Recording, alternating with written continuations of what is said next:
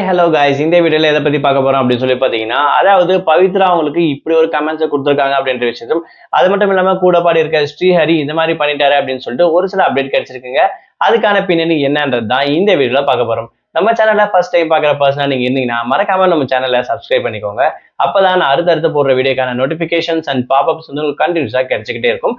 அது மட்டும் இல்லாம இந்த வீடியோ பத்தி உங்களுக்கான கருத்துக்கள் ஏதாவது இருந்துச்சுன்னா தாராளமா நீங்க கமெண்ட் பாக்ஸ்லயும் மென்ஷன் பண்ணலாம். ஸோ ரீசெண்டா ஜீ தமிழ்ல நடந்திருக்கக்கூடிய one of the reality competition show அப்படின்னு சொல்லி பார்த்தீங்கன்னா சரிகமபா சீசன் 5 இது சீனியருக்கான லெவல் அப்படின்னு சொல்லலாம். ஸோ இதுல பார்ட்டிசிபேட் பண்ணிட்டு இருக்கக்கூடிய ஒவ்வொரு பர்சனும் அவங்களுடைய இண்டிவிஜுவலிட்டி ரொம்பவே சூப்பரா தனியாக காட்டிட்டு வந்துட்டு இருக்காங்க அப்படின்னு சொல்லலாம். ஸோ அந்த வகையில ஒன் ஆஃப் த ஃபேவரட் கண்டஸ்டண்டா இருக்கக்கூடிய ரொம்ப எதிர்பார்ப்போடு இருக்கக்கூடிய ஒரு பர்சன் யார் அப்படின்னா பவித்ரா அப்படின்னு சொல்லக்கூடிய இவங்களையும் சொல்லலாம். ஸோ இவங்களுடைய பர்ஃபார்மன்ஸ் ஒவ்வொரு வாரமும் ஒவ்வொரு மாதிரி இருக்கும்.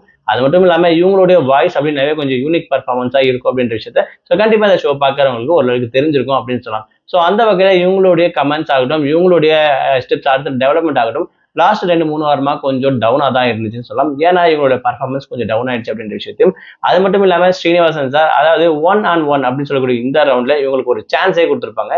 ஏன்னா அவங்களுக்கு ஃபீவரா இருந்துச்சு, கோல்டா இருந்துச்சுன்றதால அந்த வாரம் அவங்க சரியா பர்ஃபார்ம் பண்ணல. அதனால அவங்க வந்து பாத்தீங்கன்னா டேஞ்சர் ஜோன்ல வச்சிருப்பாங்க. பட் அதுக்கான விஷயத்தை இவங்க ஒரு கம்பேக் கொடுத்துட்டாங்களா அப்படின்னு சொல்லி பாத்தீங்கன்னா எஸ் தேவா சார் ரவுண்ட்ல வந்து பாத்தீங்கன்னா ஒரு கம்பேக் கொடுத்துருப்பாங்க.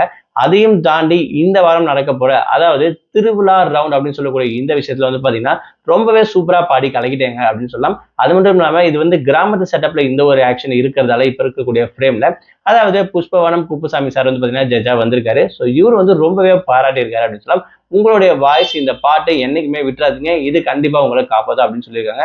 அது மட்டும் இல்லாம இந்த பாட்டை நீங்க பிரமாதமா பாடிருக்கீங்க அப்படின்னு சொல்லி அவங்க இன்னும் கொஞ்சம் பூஸ்டப் பண்ணியிருக்காரு அப்படின்னு கூட சொல்லலாம். ஸோ இந்த வகையில இவங்களுக்கு இந்த வாரம் வந்து பாத்தீங்கன்னா அதாவது 2 பேரும் சேர்ந்து தான் பாடியிருக்காங்க. ஒன்னு வந்து பாத்தீங்கன்னா ஸ்ரீஹரி, இன்னொன்று வந்து பாத்தீங்கன்னா பிளஸ் நம்மளுடைய பவித்ரா, 2 பேரும் சேர்ந்து பாடி பட் இருந்தாலும் கோல்டன் பர்ஃபார்மன்ஸ் அப்படின்ற விஷயத்த வாங்கினதால டேஞ்சர் ஜோன் வந்து கொஞ்சம் மிஸ் ஆயிட்டாங்க அப்படின்னு சொல்லலாம். ஸோ இவங்களுடைய பூஸ்டப் இந்த ஒரு கோல்டன் பர்ஃபார்மன்ஸ் தான் இருக்கும் 2 பேருக்குமே அப்படின்னு சொல்லாங்க.